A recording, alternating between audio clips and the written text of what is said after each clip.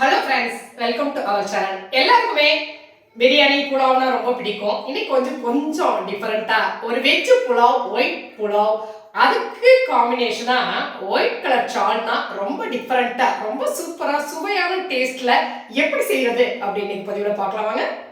சுவையான இந்த புலாவ் செய்யறதுக்கு அடுப்புல ஒரு கடாய் வச்சிருக்கிறேன்.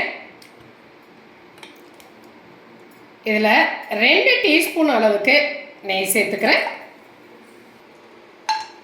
5-6 முந்திரி, 5-6 திராட்சை சேர்த்துக்கிறேன். ஒரு துண்டு பட்டை, 2 கிராம்பு, 2 ஏலக்காய் சேர்த்துக்கிறேன். அதனால இதில் ஒரு கேரட்டு, 2 பீன்ஸு கட் பண்ணி வச்சுருக்கிறேன். அதையும் நம்ம இதோட சேர்த்துக்கலாம். சேர்த்துட்டு ஒரு கலரிடலாம் பாருங்கள். கேப்சிகம் ஒரு துண்டு கட் பண்ணி வச்சுருக்கேன், அதையும் சேர்த்துக்கலாம். வெஜிடபிள்ஸ் நல்லா வதங்கட்டும்.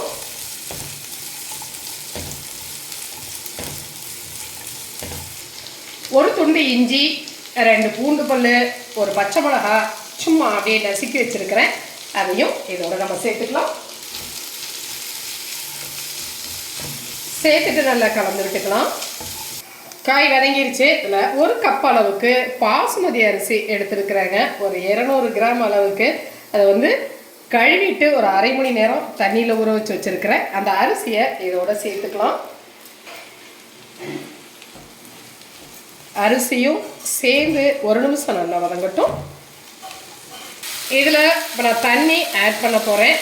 1க்கு 2 அளவுக்கு, இந்த அளவுக்கு ரைஸ் இருந்துச்சு இல்லையா, 1 கப் அளவுக்கு 2 கப் தண்ணி சேர்த்துக்கலாம். சேர்த்துட்டு நல்லா கலந்து விட்டுறலாம். இதில் இந்த ஸ்டேஜில் ஒரு டீஸ்பூன் அளவுக்கு நான் உப்பு சேர்த்துக்கிறேன். அரை டீஸ்பூன் அளவுக்கு சுகர் சேர்த்துக்கிறேன் பாருங்கள். மூடி போட்டு மீடியம் ஃப்ளேமில் நாம் வச்சு குக் பண்ணிக்கலாம். இந்த டைமில் இந்த புலாவுக்கு ஒரு சுவையான ஒயிட் கலர் சால்னா ரெடி பண்ணிக்கலாம். சூப்பர் டேஸ்ட்டாக டிஃப்ரெண்ட்டாக. இதுக்கு நான் 1 கப் அளவுக்கு தயிர் எடுத்துருக்கிறேன். ஒரு 100 கிராம் அளவுக்கு தயிர் இருக்குங்க. இதில் ஒரு 2 டீஸ்பூன் அளவுக்கு கடலை மாவு சேர்த்துக்கிறேன். 1 டீஸ்பூன் அளவுக்கு ஒயிட் சுகர் சேர்த்துக்கிறேன். தண்ணி 1 கப் அளவுக்கு சேர்த்துக்கிறேன். சேர்த்துட்டு இதை நல்லா அடிச்சுட்டுலாம். சரியாக ஒரு 5 நிமிஷம் புலாவ் குக் ஆகிடுச்சு பாருங்கள்.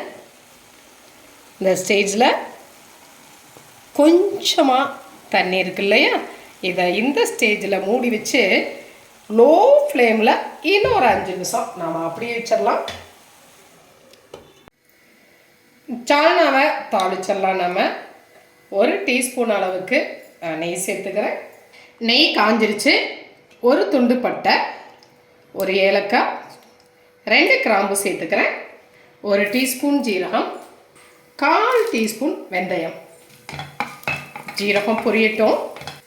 3 காஞ்ச மிளகாய், தட்டி வச்ச இஞ்சி பூண்டு பச்சை மிளகாய், 2 எனக்கு கருவேப்பிலை சேர்த்துட்டு வந்து வச்சுக்கலாம்.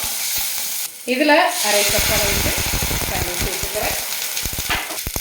1 டீஸ்பூன் உப்பு சேர்த்துக்கிறேன்.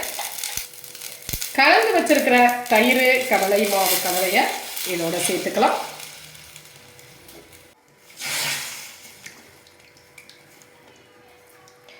கடலை மாவு சேர்ந்துருக்கிறதுனால கொதிக்கும் பொழுது நல்லாவே கெட்டியாயிடுங்க.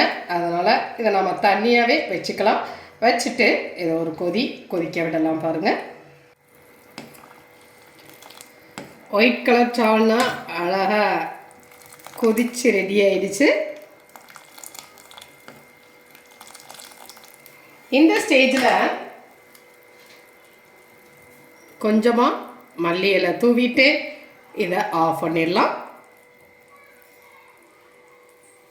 5 நிமிஷம் சிம்லேயே வச்சுருந்துட்டோம். இங்கே பாருங்கள்,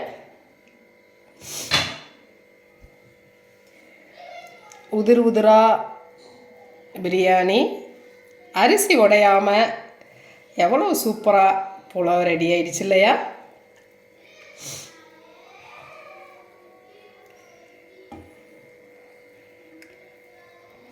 டேஸ்டான அந்த புலாவ் சூப்பராக ரெடி ஆகிடுச்சு. இதுக்கும் அந்த புலாவுக்கும் அந்த ஒயிட் கலர் சால்னாவுக்கும் ரொம்ப செம்ம டேஸ்ட்டாக இருக்குங்க. எல்லாருக்குமே ரொம்ப பிடிக்கும். செஞ்சு பாருங்கள், பார்த்துட்டு உங்களுடைய கமெண்ட்டை சொல்லுங்கள். சுட சுட உதிர் உதிரான வெஜ்ஜு புலாவ் பரிமாறுறதுக்கு ரெடியாக இருக்குது.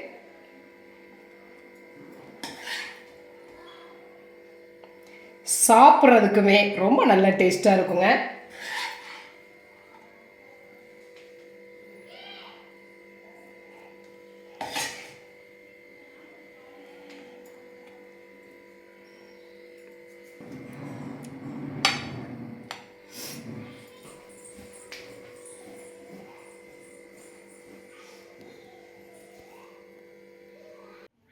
பாருங்க, சூப்பர் டேஸ்ட்ல ஒயிட் புலாவும் ஒயிட் கலர் சால்னாவும் சூப்பராக ரெடி ஆயிடுச்சு. இதோட இதை சேர்த்து சாப்பிடும் பொழுது ரொம்பவே டேஸ்ட் சூப்பராக இருக்குங்க. குழந்தைங்கள்லேருந்து பெரியவங்க வரைக்கும் எல்லாருக்குமே ரொம்ப பிடிக்கும். செஞ்சு பார்த்துட்டு உங்களுடைய கமெண்ட்டை சொல்லுங்க.